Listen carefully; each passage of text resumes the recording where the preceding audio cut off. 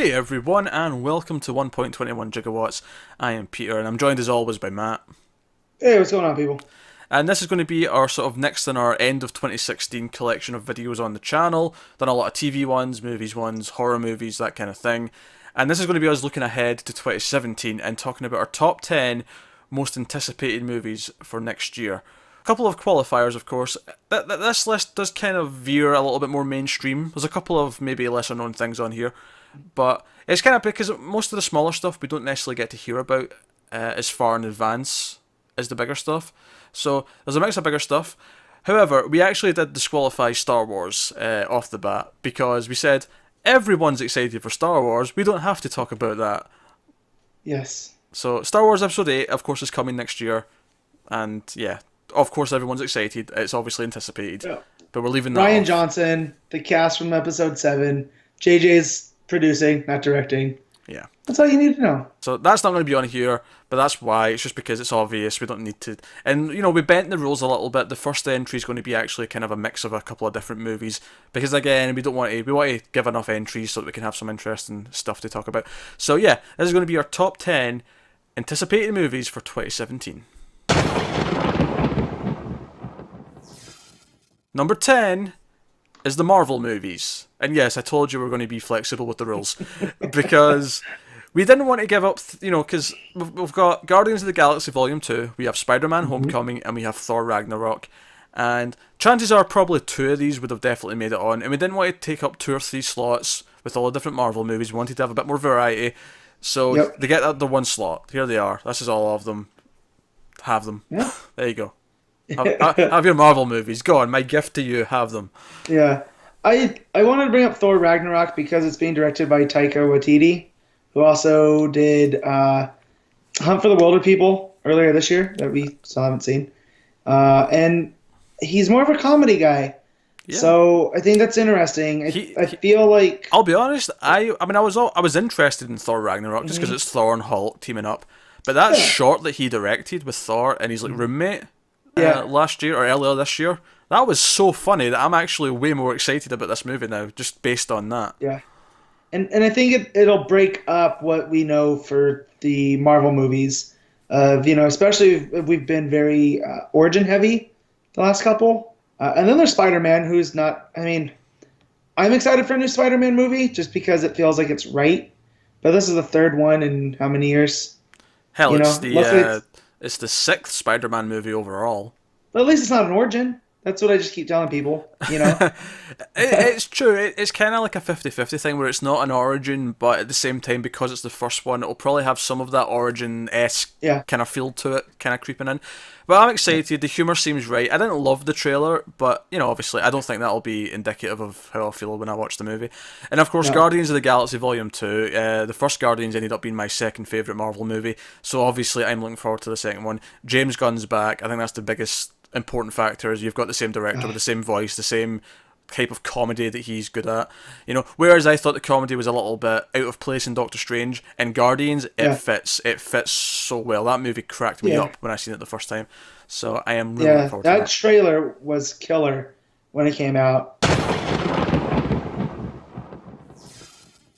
Number 9 is Halloween Returns, which comes mainly from me. I'm the Halloween horror guy here, but this is really exciting. There's a lot of kind of interesting horror movies next year. You're getting Insidious 4. There's probably going to be a new Friday the 13th, all of which are interesting. But Halloween's exciting because John Carpenter is actually going to be involved. He's producing this movie, and he is coming back. He's not directing it, but he's having a hand in it. He's trying to guide it along. And as someone who hated the Rob Zombie remakes, the fact that this is disregarding them, and in fact is going back to the original continuity of the first 2 movies, is extremely exciting. Is this the first one that he had his name on that's not like characters created by? No, he wrote the script for the second one. He was... Well, I know that. I put those 2 together as like one.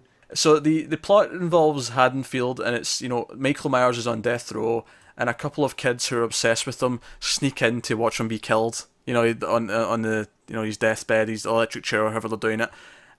And of course things go wrong, and Michael Myers gets back into the town of Haddonfield on Halloween. The fact that it's called Halloween Returns is so fitting because It should feel like a return of Halloween and not this lame ass Rob Zombie, who doesn't understand the character at all. Don't get me wrong, does Halloween need sequels? No, it doesn't. The original movie's a masterpiece. It didn't need a single sequel. But as someone who enjoys slasher movies anyway, as someone who enjoys The Shape, which is Michael Myers, I am pumped for what should hopefully be a solid sequel. Number 8 is God Particle, which is a very curious inclusion because it's a film that we'd heard about and I was interested in, but it's actually kind of been revealed as like the next Cloverfield movie. J.J. Abrams and Bad Robot are producing it, and the plot is as follows. A team of astronauts aboard a space station find themselves alone after a scientific experiment causes Earth to disappear. When a space shuttle appears, the space station crew must fight for survival following their horrible discovery. Sign me up, which is why it's on this list. Yeah, super intrigued. Which we said on our year-end countdown of the best movies that these Cloverfields feel like Twilight Zone episodes almost. That they share kind of a premise connective tissue, and that's what this one feels like.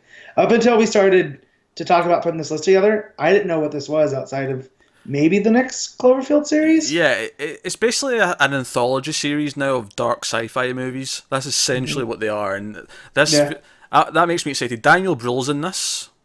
Ooh. Yeah, Zhang Ziyi's in this as well as is Chris O'Dowd. So there's some recognizable names popping up in there. So I'm really pumped for this. It's a low budget science fiction movie. I love these types of things, and I definitely wanted to get some movies on this list that aren't the big obvious, franchise names. Because, a lot of the top of this list will probably be sequels and things like that. But stuff like this is really important to me, where you have these smaller, original, creative sci-fi movies. And hopefully that's what this ends up being. Obviously, it could end up being terrible. But I'm excited about it. I'm excited. Yeah. Great cast. It's got a great premise. So a lot to be excited about. Number 7 is Baby Driver, which is the next film from Edgar Wright. Has a very exciting cast. John Hamm's in it, Jamie Foxx, Lily James, Kevin Spacey, to name just a few of them. So big cast. The premise is a young, talented gateway driver who works for different bank robbers gets in trouble when a robbery goes wrong. So pretty vague, but it's just really this is here because it's Edgar Wright. And Edgar Wright's made Hot Fuzz, and he made Shaun of the Dead and Scott Pilgrim. That's why this is here. We're excited for the next Edgar Wright movie. Yeah, and it's his first post-Cornetto, right? Am I forgetting one since The World's End? Nah, yeah, you're right. First. Yeah? I think it is. I don't remember another Edgar Wright movie. Yeah, I don't either. I know he did all that work on Ant-Man only to leave it. Yeah. And well, that's probably why he's not done anything since then, because he was almost doing that, and then it fell through. Yeah. So yeah, definitely excited to see what he's got going on. Another good cast. Kevin Spacey, I didn't realize he was in that until you just said it. No, Edgar Wright. So it's like it's described as an action crime thriller, but I'm assuming his wit will be there as well, which makes me excited. So I'm almost expecting like a kind of I don't know, it's kind of like a weird Edgar Wright's version of a Coen Brothers movie kind of thing, where it skews into his like type of humor, but it's this serious action crime plot, about this robber. It's a getaway driver too, so he should be a little bit more free with the action, which I don't think all those other movies are kind of reined in. That's why I was excited for his Ant-Man to see what he does with the big budget. I don't know what the budget on this is, but with a name like Baby Driver, you'd think there's gonna be some fun chase scenes. Number 6 is Alien Covenant, which is the next Alien film. It's technically the sequel to Prometheus, but it's called Alien Covenant, which kind of implies they've accepted that they should make something that's, an alien movie instead of dancing around it. But Ridley Scott's back directing, Michael Fassbender's back, playing an android. The lead actress is Catherine Watterson from Fantastic Beasts. So we have a pretty interesting cast. Danny McBride's in there. And the plot, which I'm getting here from Wikipedia, the best source of all. Bound for a remote planet on the far side of the galaxy, the crew of the colony ship Covenant find what they believe to be an uncharted paradise. What the crew discover is a dark, dangerous world whose sole inhabitant is the synthetic David, played by Fassbender, survivor of the doomed Prometheus expedition. It's going to be a creature feature that looks gorgeous. That's, you know what? I will love if he somehow makes a fantastic movie, but really all I need from this is a fun creature feature where the visuals are breathtaking. And from the trailer wasn't a great trailer. It's cut like a modern action trailer. It's not particularly well put together. But the visuals that you see, of the ship landing, of the planet landscape, all of that stuff, gorgeous as you'd expect from a Ridley Scott movie. And I love the Alien universe. I love the world. I love the franchise. And I'm excited for another Alien movie. I'm more excited for the Blomkamp movie that we're hopefully going to get after this one. But yeah, the return of Ripley. Yeah, but I'm super pumped for this, as well as obviously it's not next year, but there's a Shane Black Predator movie coming in 2018, which really tickles my fancy. But Alien Covenant, I am really pumped for. Yeah, this looks like they doubled down on Prometheus. Like, yeah, I know aliens. This is like, hey, look at the aliens. That's what I got from the trailer. And again, the trailer didn't do much for me, like Pete was saying. But it's Alien. I'm going to be there. I'm going to watch it. And it's Ridley Scott. So, I mean, he's getting up there in age, and I don't want to be like, oh, I should have went and saw the last Ridley Scott movie. I'm seeing everything he does from here on out. That's really, really morbid. But Ridley Scott's a director who proves every time that he gets a good script, he makes a fantastic movie. The Martian was great. He still has it. Yes. He's just a director who, if you hand him a crap script, he still might go make the movie. Lindelof. Prometheus wasn't that bad. People crap in Prometheus a lot. Well, this is a conversation for another time, but that script is not good because it got Lindelof. So, like, As a fan of Lost, I will not hear it. How's Leftovers, Pete? We're actually catching up for the third season, which is going to be airing in 2017. Well, so that took away my quip. So I can let you know later. I can let you know later. I've not watched season 2 yet, but I'll let you know later. Number 5 is Dunkirk, which is here, let's be honest, because it's the next Christopher Nolan movie, and that's all we need to say. We could move on, but we'll tell you what it is. It's a World War II movie based on the Operation Dynamo, which took place early in the Second World War, and it's the Allied forces, mix of British and French and so on, and they're surrounded by Germans on the beaches. I'm not a big war movie guy. For me, Christopher Nolan doing a science fiction movie was always super exciting for me. This inherently is not as exciting. However, as soon as I saw the trailer, or not even the trailer, the teaser trailer we got, early on, just those beautiful shots of the soldiers on the beach or the soldiers in the ship, and they're all looking up at the plane coming to bomb them. Gorgeous stuff. Like, I'm actually really excited to see what Nolan does with something so different from what I'm used to seeing him do. I'm actually really curious how it'll play. Like, will it play like a straight war movie, or will it feel like a Nolan film? And I think the curiosity factor, along with it looking gorgeous, is really what puts it here on the list. What Pete said, plus leave it to Nolan to make a movie about a retreat.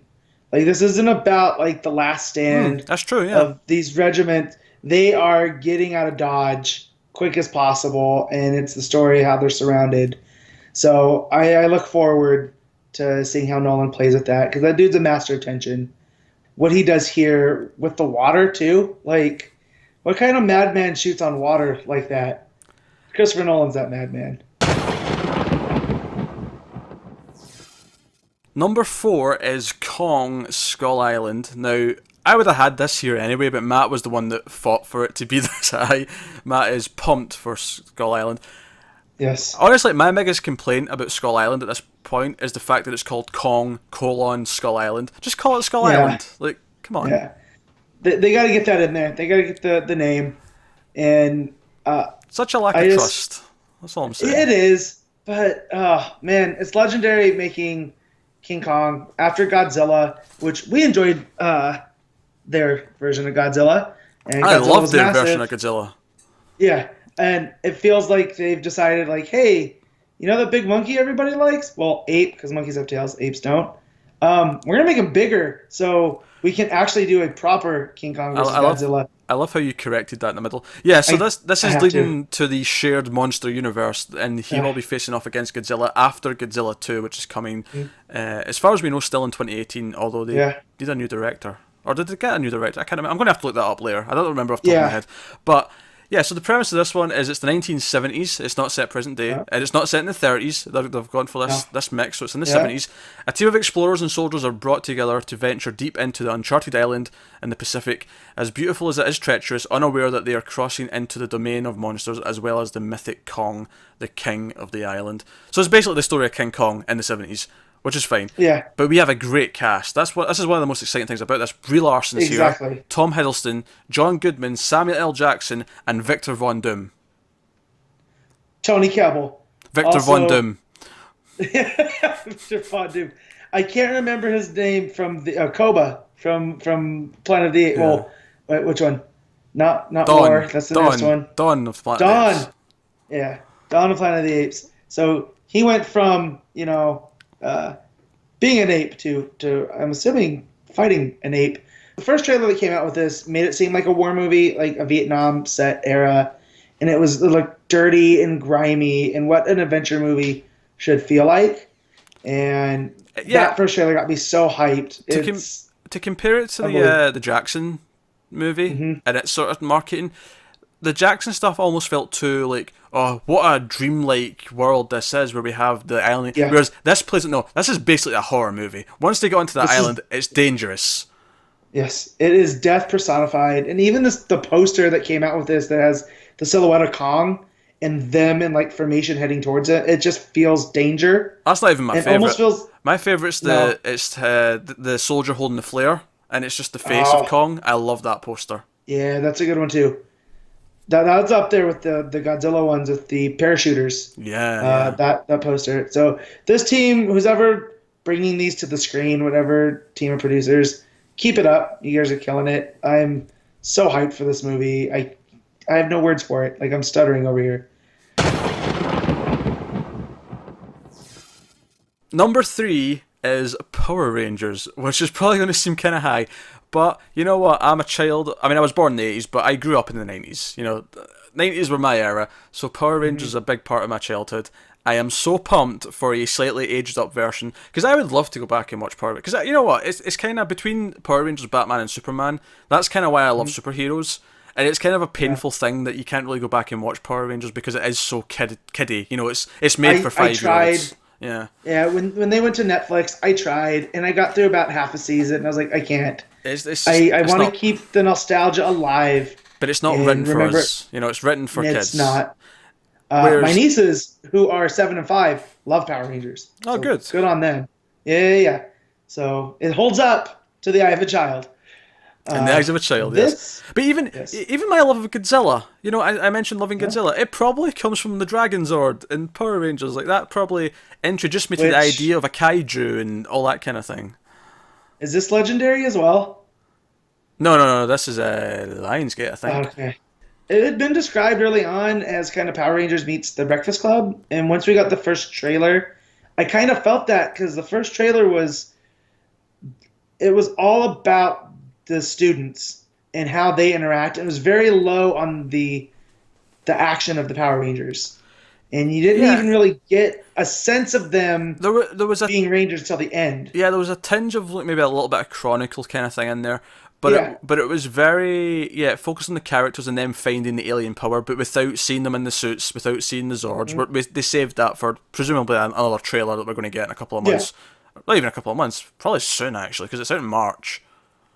So I imagine probably sometime in January we'll get a final trailer with like the big reveal of the Zords kind of thing. But I'm just excited that it's a sort of aged up. Now, it could end up sucking, don't get me wrong. It could be terrible. Yeah. We have no real way of seeing this. But from the trailer, at least, I like the kind of... They're trying to make it feel epic. The characters seem fairly likeable. You know, it doesn't seem as goofy as it could have done. And I think Rita seems kind of scary. I'm cool with that. Bryan Cranston as Zordon is like the best thing ever. And it's also super meta because he did voices on Power Rangers. Which is like additional voices. And the character so him coming back. Yeah, the character Billy Cranston, the Blue Ranger, is named after Bryan Cranston. But no, I'm pumped. I'm pumped to see the Zords. I'm pumped for a more not too serious, but a fairly serious take on Power Rangers. I don't want it to be Fantastic Four, of course. Which I've heard some people compare it to, but or that Power Dash Rangers short that came out like a year and a half Oh ago God, no, that yeah, took not it that. super dark. I don't want that. Yeah, I do want Power Rangers meets Hughes because that seems to be the perfect middle ground. yeah, and half of the Rangers in that short were like addicted to heroin. No, we don't want that. We want Yeah, no. some happy middle ground. We want what is a PG-13 in the modern world version of Power Rangers, and I'm Yes. excited to see what they do with that. So that's really really cool. Number 2 is Blade Runner 2049. We just got the first teaser trailer for this actually last week. Yes. I've still yet to see it because I'm trying to game it Ah, to see on the big screen. Yeah. But from what everybody's been saying, I need to watch it. I got the new Entertainment Weekly this weekend, and it had Harrison Ford and Ryan Gosling on the cover, who, as I said in the best of episode, Gosling's become my favorite actor. Harrison Ford's my like icon. do you know what I Oh, love so much about the images of them, like from that Entertainment Weekly, is so Ryan Gosling's all like got the trench coat on, and it looks like they've made him up to be the like the new yeah, Deckard kind of character. He's the main character, right? right. And then Harrison Ford, it's like the costuming department came up. It's like, all right, right, Harrison, we're going to fit you for your costume, and he's like, no, I'll wear They're not. this. That shirt will do. Yeah. But I'm no, wearing a gray shirt. I'm wearing a gray shirt in the pictures. You're gonna get over it. the trailer, like, it brings back the music. You feel this tone, you feel the sense of the city, like all these years later. I'm super excited. Dennis Villeneuve, who did Arrival just there, is directing it. For me, this and Alien Covenant are both like they're both like returns of these big Ridley Scott movies that I love. And I think Yeah. this one is more of a surefire hit because of the director and because of the cast involved and the writers and all that kind of thing. It feels like it's more destined to be great. But no, like I love the world of Blade Runner. I think it looks fantastic. The music that's in the trailer from the original movie back, great. So excited. Mhm. I'm really pumped for this story. And again, Ryan Gosling is the new lead, plus Harrison Ford back. Deal with it, people. He's a replicant. You're going to have to get over it. It's not ambiguous in the first movie. The ending of that movie tells you exactly what he is. But don't replicants have a certain time frame that they're alive? Yes, they do. So how is he alive 30 years later? Because there's more than one type of replicant. Well, that'll come out. Okay. I don't think that's a plot hole. I think Oh, that'll I'm be brought not. up. I'm more interested if he is a replicant and he's the next level, or he's, you know, broken through the programming or whatever. Cool. To quote another movie, Matt, life finds a way. I just Man. look at what we've just been talking about. In 2017, I am possibly getting a new Friday the 13th, a new proper Halloween sequel, a new Alien movie, a new Blade Runner movie, a big budget live action Power Rangers movie, a new King Kong movie. My 2017's looking great. Yeah. Tw- It's almost as if it's making up for that Warner Brothers superhero movie that came out. Because it Only really, Nameless. I think 2016 like had a lot of great movies, but it wasn't the big budget stuff. The blockbusters sucked. No. There was one or two good Yeah. ones. The rest sucked hard. Next year looks like it's got a lot of good blockbusters, and I'm really hoping they all deliver and they aren't disappointing because it really feels like this is a lot of good stuff. Number 1 is War for the Planet of the Apes. Why is this number 1? This is number 1 because Dawn. Well, actually, I'll further back. This is number 1 because Rise of the Planet of the Apes, a movie that I thought was going to suck. I didn't understand why it existed, ended up being fantastic. Yep. And then 2-3 years later, Dawn of the Planet of the Apes comes out and somehow tops it in every conceivable way and was one of the best films of that year. It was phenomenal. Matt Reeves directed that. He's back for this one. It was a wonderful movie about opposing forces and two sides of a conflict where neither side is evil. You know, it's shades of grey. You understand both sides of the conflict and why they're doing what they're doing. Really good, well written, analysis of character. Phenomenal stuff. And because of that, everything else meant something. The action meant something, so it was exciting. Effects were next level stuff. The CGI Yeah. in Dawn of the Apes is phenomenal. What I love about these are the apes are the main characters. And it's Andy Serkis and it's mocap actors. But like Caesar, this is Caesar's series. Like you can throw all the human actors in here you want. It's still Caesar's movie. So Yeah. Yeah, especially since and it's the effects that allow that to happen. The humans have changed every movie, and I think they're changing again for this one. So, like, he's the through line. Like, Caesar, his character is the main character of this series, and that's exciting. And it's been such a well told first two chapters. The fact that this is going to be a complete trilogy, which should be a great final chapter. You know, if you'd have told me a few years ago, oh yeah, by the way, Planet of the Apes is coming back, and you're going to get an excellent trilogy, which will be one of the best trilogies of all time by the time it's finished. And if the third movie lives up to the second movie, it will be a phenomenal trilogy. And it's amazing to me. I would never have said that was going to happen. It's surpassed the originals easily. I love the original movie, but the sequels are all kind of fun or silly or okay. I mean, yeah, bomb worshippers and time travel and. Where these are straight, they're goofy. Like, whereas this turned it into a serious drama in the best way possible.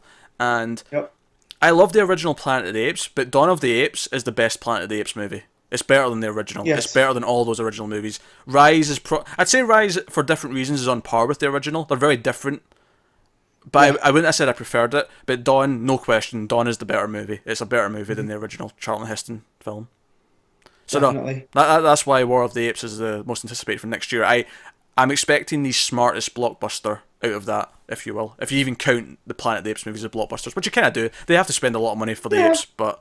Yeah, they do, and they always seem to do well. People like them, so, like, they're going to be lined up. I mean, that's what the original term of blockbuster was. Yeah. And it's got snow. Like, now you have apes in snow.